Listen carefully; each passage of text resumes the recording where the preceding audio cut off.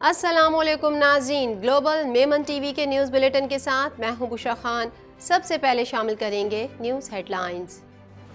ریاست کے خلاف سنگین اقدامات کی منصوبہ بندی کے ثبوت موجود ہیں۔ وزیر اعظم کا کہنا ہے کہ قومی تشخص کو تباہ کرنے والوں کو قرار واقعی سزا دی جائے گی۔ IMF سے معاملات طے پانے کی توقع ہے۔ ارشد شریف کی والدہ نے چیئرمین PTI کو شامل تفتیش کرنے کی درخواست دائر کر دی۔ درخواست میں استدعا کی گئی ہے کہ ارشد شریف کے قتل سے متعلق ان تمام افراد سے شواہد حاصل کیے جائیں۔ عدالت JIT کی رپورٹس فراہم کرنے کا بھی حکم دے۔ قومی اقتصادی سروے 2022 تا 2023 جاری کر دیا گیا۔ حکومت کا ایکسپورٹ، ریمیٹنس اور براہ راست غیر ملکی سرمایہ کاری میں کمی کا اعتراف۔ اسحاق ڈار کا کہنا تھا کہ GDP 0.29% رہی، مہنگائی میں 29% اضافہ ہوا۔ چیئرمین PTI کے خلاف توشہ خانہ فوجداری کیس کی کارروائی روکنے کے حکم میں توسیع۔ الیکشن کمیشن کے وکیل نے ٹرائل کورٹ کو کارروائی سے روکنے کا حکم واپس لینے کی استدعا کر دی۔ جہانگیر ترین نے نئی جماعت استحکام پاکستان پارٹی کا باضابطہ اعلان کر دیا۔ پاکستان نے انسانی حقوق کی خلاف ورزیوں کے الزامات کو مسترد کر دیا۔ ترجمان دفتر خارجہ کا کہنا ہے کہ خدیجہ شاہ کیس میں امریکی سفارت خانے کی درخواست وزارت داخلہ کو بھیج دی۔ انسداد دہشت گردی پر پاکستان، چین اور ایران کے مذاکرات ہو رہے ہیں۔ ہیڈ لائنز آپ نے جانی، اور اب خبریں تفصیل کے ساتھ۔ پاکستان بھر میں نمائندگان کا وسیع نیٹ ورک، ہر خبر جاننے کے لیے دیکھتے رہیے TNN TV۔ 1.25 کروڑ کی آبادی پر مشتمل کراچی میٹروپولیٹن سٹی میں صحت کے حوالے سے ہسپتال تو بہت، لیکن فزیو تھراپی سینٹر نایاب ہیں۔ الحمدللہ ہم نے اس کمی کو پورا کرتے ہوئے گلستان جوہر میں زبیداس فزیو تھراپی سینٹر کا آغاز کر دیا ہے۔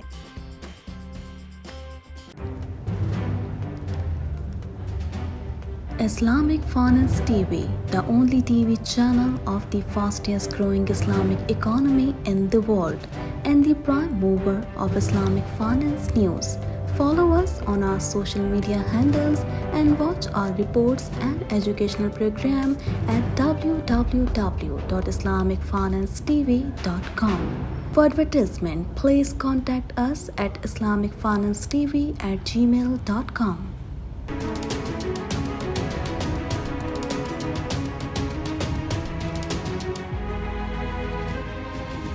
وزیر اعظم کا کہنا تھا کہ چیئرمین PTI کے خلاف سنگین کرپشن کے الزامات ہیں۔ گزشتہ حکومت نے 4 سال میں اپوزیشن کو انتقام کا نشانہ بنایا، اس کے باوجود کسی نے سرکاری اداروں پر حملہ نہیں کیا۔ مزید تفصیلات اس رپورٹ میں۔ وزیر اعظم شہباز شریف کا کہنا ہے کہ 9 مئی کو شرپسندوں نے ریاست کی رٹ کو چیلنج کیا۔ وزیر اعظم کا کہنا تھا کہ چیئرمین PTI کے خلاف سنگین کرپشن کے الزامات ہیں۔ گزشتہ حکومت نے 4 سال میں اپوزیشن کو انتقام کا نشانہ بنایا، اس کے باوجود کسی نے سرکاری اداروں پر حملہ نہیں کیا۔ شہباز شریف کا کہنا تھا کہ وزارت عظمیٰ کا عہدہ سنبھالتے ہی اہم چیلنجز کا سامنا تھا۔ پچھلی حکومت کی ناقص پالیسیوں اور IMF پروگرام کی خلاف ورزی کے باعث ملک ڈیفالٹ ہونے کے قریب تھا۔ وزیر اعظم شہباز شریف نے ترک میڈیا کو انٹرویو میں کہا کہ ریاست کے خلاف سنگین اقدامات کی منصوبہ بندی کے شواہد موجود ہیں۔ 9 مئی کو شرپسندوں نے ریاست کے رٹ کو چیلنج کیا۔ شرپسند عناصر اور قومی تشخص کو تباہ کرنے والوں کو قرار واقعی سزا دی جائے گی۔ انہوں نے کہا کہ IMF سے معاملات طے پانے کی توقع ہے۔ IMF کے ساتھ معاہدے کے تقاضے اور شرائط پوری کر دی ہیں اور اس سلسلے میں ٹھوس پیش رفت کی توقع ہے۔ FATF کی گرے لسٹ سے نکالنے میں کامیاب ہو گئے ہیں۔ وزیر اعظم نے مزید کہا کہ پاکستانی عوام بہادر ہیں، ماضی میں بھی مشکلات کا سامنا کر چکے ہیں اور اب بھی اپنے پیروں پر کھڑے ہوں گے، مجھے اس میں کوئی شک نہیں۔ سینئر صحافی ارشد شریف کی والدہ نے چیئرمین PTI کو ارشد شریف قتل از خود نوٹس کیس میں شامل تفتیش کرنے کی درخواست دائر کر دی۔ مزید احوال اس رپورٹ میں۔ سینئر صحافی ارشد شریف کی والدہ نے چیئرمین PTI کو ارشد شریف قتل از خود نوٹس کیس میں شامل تفتیش کرنے کی درخواست دائر کر دی۔ درخواست میں استدعا کی گئی ہے کہ ارشد شریف کے قتل سے متعلق ان تمام افراد سے شواہد حاصل کیے جائیں۔ ارشد شریف کی والدہ نے متفرق درخواست میں مزید کہا کہ مقدمے کی حساسیت اور اہمیت کے پیش نظر سپریم کورٹ کے اقدام کو سراہتی ہوں۔ ارشد شریف کی والدہ نے کہا کہ قتل کی تحقیقات پاکستان میں ہونے والی سازش سے شروع کی جائیں۔ کئی افراد نے ارشد شریف کے قتل کی سازش کے بارے میں جاننے کا دعویٰ کیا ہے۔ انہوں نے کہا کہ فیکٹ فائنڈنگ کمیٹی کی رپورٹ اور نہ ہی JIT کی رپورٹ فراہم کی گئی۔ ایڈوکیٹ شوکت عزیز صدیقی کے ذریعے دائر کی گئی متفرق درخواست میں ارشد شریف کی والدہ نے موقف اختیار کیا ہے کہ چیئرمین PTI فیصل وابڈا، سلمان اقبال، مراد سعید اور عمران ریاض کو شامل تفتیش کیا جائے۔ سپریم کورٹ سے استدعا ہے کہ JIT سربراہ کو 5 افراد کو تحقیقات میں شامل کرنے کا حکم دے، ساتھ ہی عدالت JIT کی رپورٹس فراہم کرنے کا بھی حکم دے۔ وزیر خزانہ سینیٹر اسحاق ڈار نے رواں مالی سال کا قومی اقتصادی سروے پیش کرتے ہوئے بتایا کہ رواں مالی سال معاشی ترقی کی شرح 0.29% رہی۔ مزید جانیں گے اس رپورٹ میں۔ وزیر خزانہ سینیٹر اسحاق ڈار نے رواں مالی سال کا قومی اقتصادی سروے پیش کرتے ہوئے بتایا کہ رواں مالی سال معاشی ترقی کی شرح 0.29% رہی۔ پچھلا مالی سال بہت مشکل تھا۔ اقتصادی سروے کی اشاعت وزارت خزانہ کی ذمہ داری ہوتی ہے۔ وزیر خزانہ نے کہا کہ ملک 2017 میں مثبت سمت میں جا رہا تھا، مگر 4 سالہ اقتدار نے بری حالت کر دی۔ 2017 میں پاکستان کی معیشت دنیا کی 24ویں معیشت بن چکی تھی۔ 2022 میں پاکستان کی معیشت بدقسمتی سے دنیا کی 47ویں معیشت بنی۔ انہوں نے کہا کہ ہم جو ایریاز کور کریں گے ان میں زراعت بھی شامل ہے۔ کیپٹل مارکیٹ، صحت، تعلیم، مواصلات سب کو کور کیا گیا ہے۔ ہم نے 5 as exports, energy, empowerment, environment کو ترجیح دی ہے۔ حکومت کی ترجیح ہے کہ میکرو اکنامک ترقی کے ساتھ ساتھ چلیں۔ ہم نے ملک میں معاشی استحکام لانا ہے۔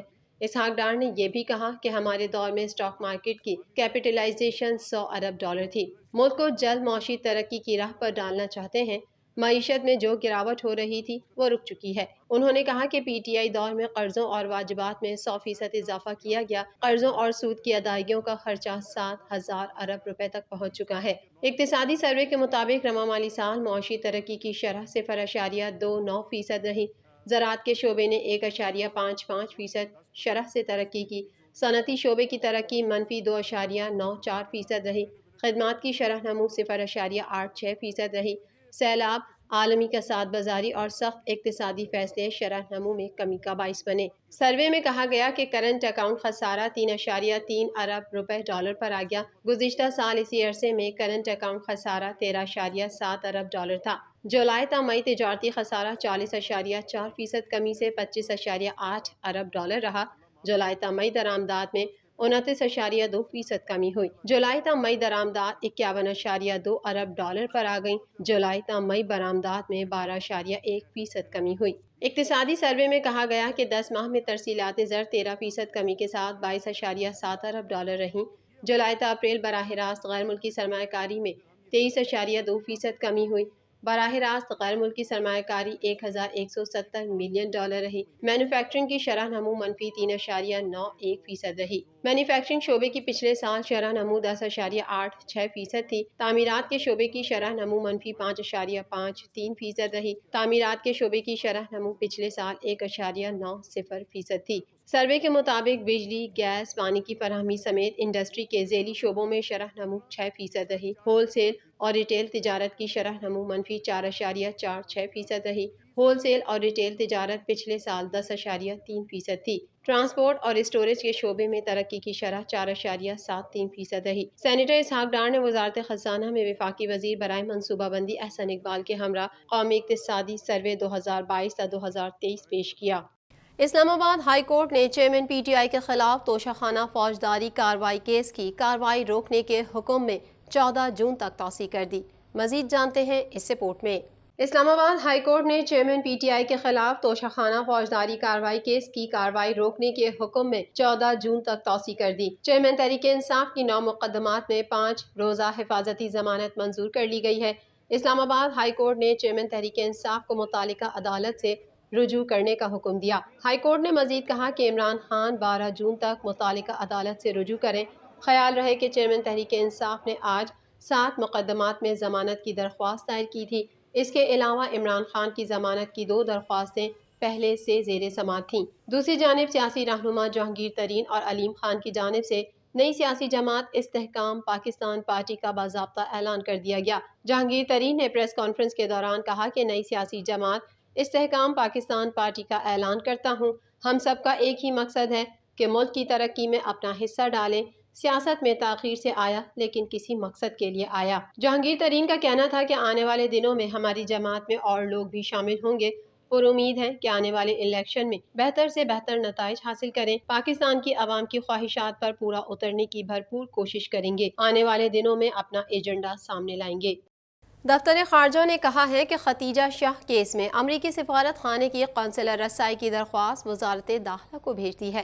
مزید تفصیلات اس رپورٹ میں۔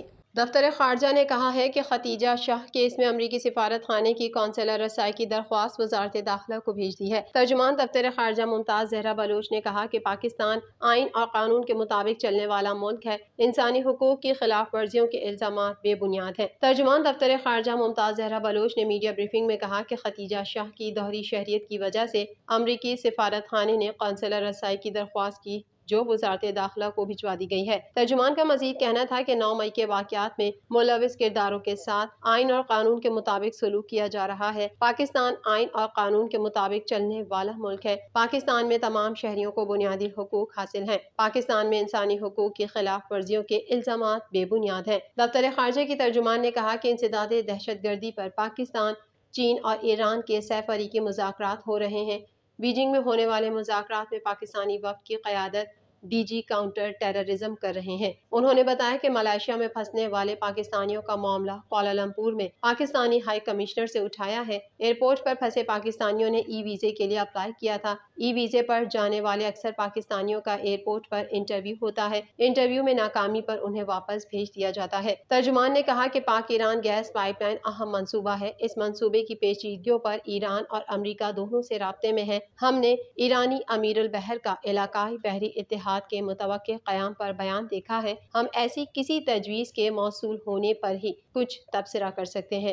وزیر خارجہ کے متوقع دورے ایران کے حوالے سے ابھی فیصلہ یا تاریخ طے نہیں ہوئی ہے۔ ترجمان کا کہنا تھا کہ کشمیر میں بھارتی افواج کا ظلم و ستم جاری ہے۔ عالمی برادری سے ایک بار پھر مسئلہ کشمیر کو اقوام متحدہ کی قراردادوں کے مطابق حل کرنے کا مطالبہ کرتے ہیں۔ گلوبل میمن ٹی وی کے نیوز بلیٹن میں فی الحال اتنا ہی۔